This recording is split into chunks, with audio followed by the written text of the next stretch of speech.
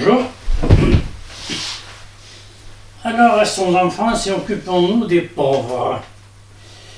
Parce que malheureusement, il y en a trop. Et on fait bien quelques œuvres caritatives par-ci par-là. Mais c'est pas ça qui règle le problème. Il y aurait pratiquement un plan Marshall à décréter.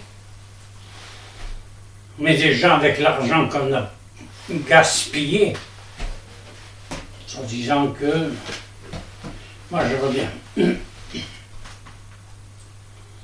Mais déjà avec le Covid, vous savez, on a dépensé 1400 milliards. Alors, ça fait beaucoup. Vous mettez 3 maisons par million, ça fait 1000 maisons, ça fait 3000 maisons par milliard. Avec 1000 milliards, on en fait beaucoup, hein. Ça fait 3 millions de maisons, hein. Alors,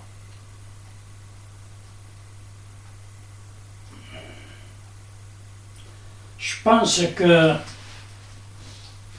si on avait consacré que, mettons, 100 milliards, 100 milliards, ça ferait beaucoup de maisons déjà, et on pourrait prendre tous ces gens qui sont dans la rue sans toit, été comme hiver,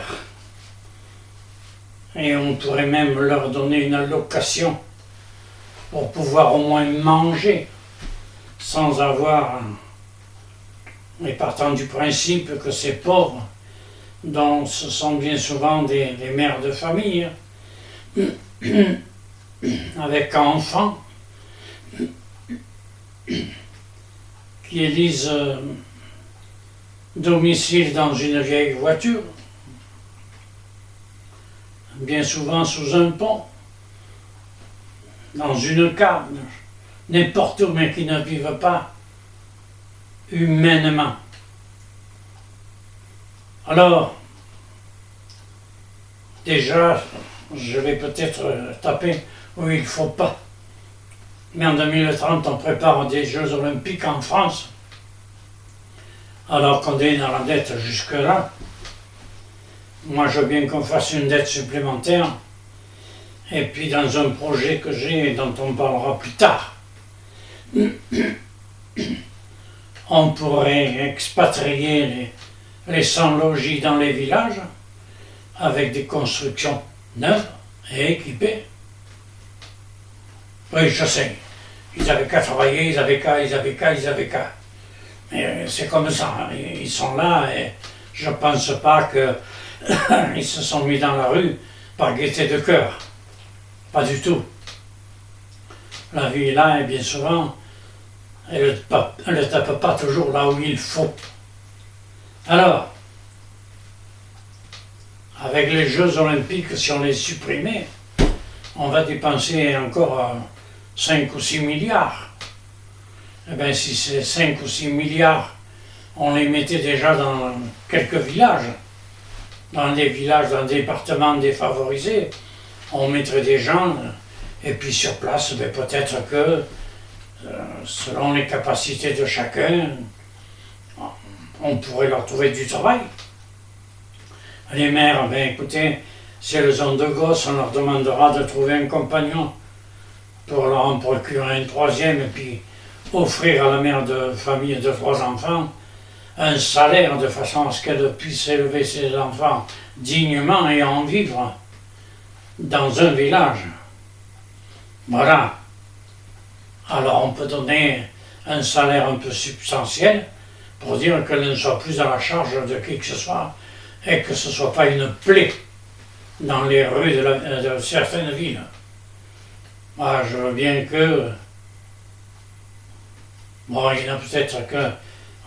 Ma tante disait toujours, le bon Dieu ne fait pas tous les malheureux, c'est vrai. Mais bon, ils sont là, et puis il ne faut pas chercher à comprendre. Hein. on pourrait les aider déjà matériellement en les logeant. Deux, peut-être que dans les villages, ils trouveraient un emploi et on pourrait peut-être créer des emplois.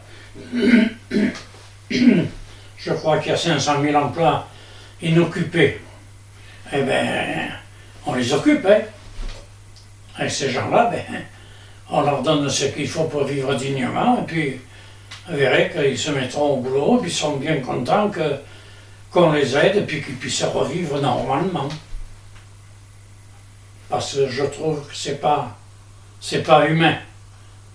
Si on passe devant un pauvre, on a tendance à tourner la tête. Que faire? Bon, on peut lui donner 5 euros, c'est vrai. Mais c'est pas une solution, ça. C'est du dépannage éphémère. Hein. Quand il pleut, il n'y a plus de donateurs. Quand il fait trop chaud, ben, ma foi, les donateurs, ils attendent le soir. Hein. Etc., etc. Alors moi je pense qu'on pourrait très bien faire quelque chose, hein, et ça ne coûterait pas des sons, ça coûterait un peu, mais vous savez, quand on regarde tout ce que l'on dépense à côté, pour ça, déjà pour entretenir des équipes pour comptabiliser les malheureux, on les comptabilise, hein, c'est tout. Hein. On ne les prend pas et puis on ne les met pas là, non, non. On leur pose des questions dont ils n'ont rien à faire. Hein. Seule question qu'on leur pourrait leur poser, vous voulez être logé, trouver du travail? Je pense qu'il y en a beaucoup qui répondraient oui. Hein. Voilà. Et puis les aides, bon, on les met là, et puis au bout d'un an, ben, on espère qu'au bout d'un an, ils auront trouvé un travail, et que, ben, ma foi, hein, ils se suffiront eux-mêmes. Parce que c'est une honte. Quand je vois les festins que l'on fait à droite à gauche, les festivités où l'on dépense des millions à tour de bras, écoutez,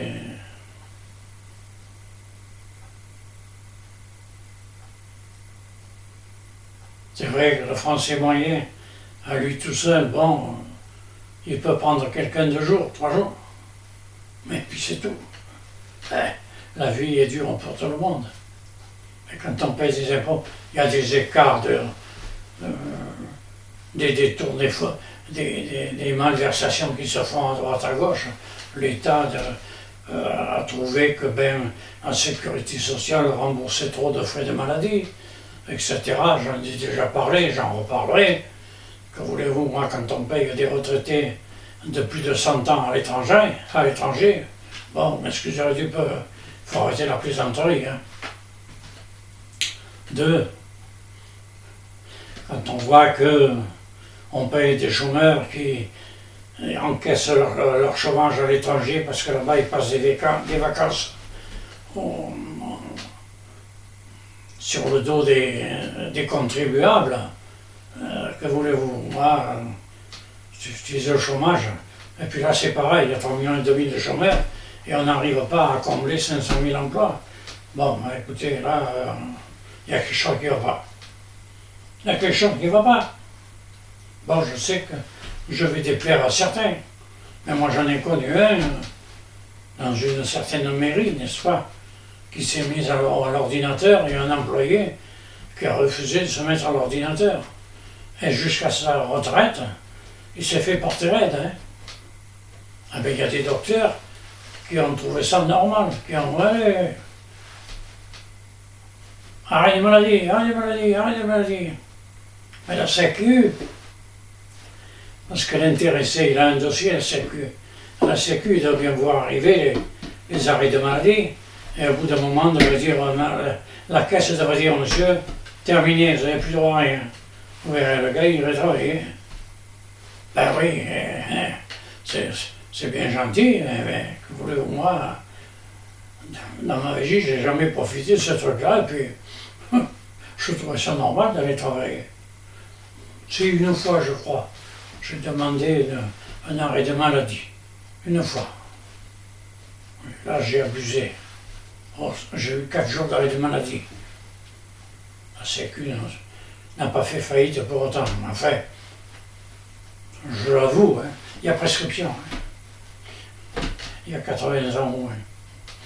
Alors, donc, moi, tous ces pauvres, ben, je pense que l'État a moyen de faire quelque chose pour que ça cesse. Et il faudrait que ça cesse. Et au moins, on dirait, ben, en France, bien. Voilà. C'est aux gouvernants de faire ce qu'il faut, condition qu'ils en aient envie.